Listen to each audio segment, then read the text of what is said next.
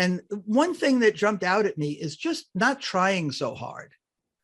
You know, like so many times, and maybe it just jumped out at me because it was a couple in a row or something, of just too much, like, it doesn't have to be this and this and this and this, right?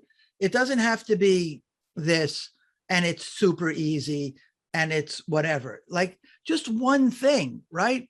Like I'll pay you $10 if you show me how to make $1,000, right? It doesn't have to be the world's easiest way. It doesn't have to be $1 million. Like 1,000 is plenty, right? It's worth $10 to me to know how to get 1,000. I'll do that all day.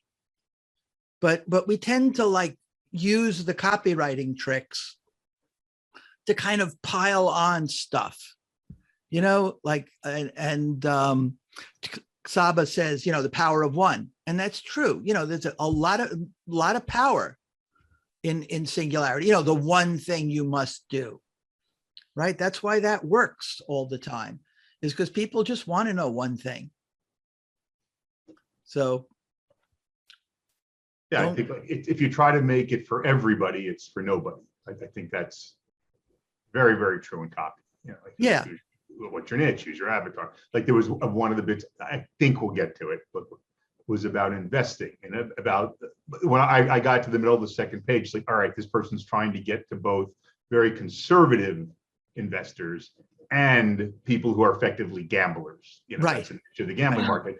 It's one or the other with any one product, right? Or maybe the product would work, is fine, invest in, but you got to write to one person or the other. You can't tell me this is for widows and orphans and it's great. You know, we're in and out, we're gambling, we get rich and we're gone before they know we came. No one believes you now, right? So I think you got to pick, and that's true, I think, in a lot of things.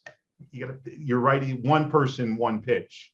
As soon as it's and this and this and that, I think you lose credibility. Yeah.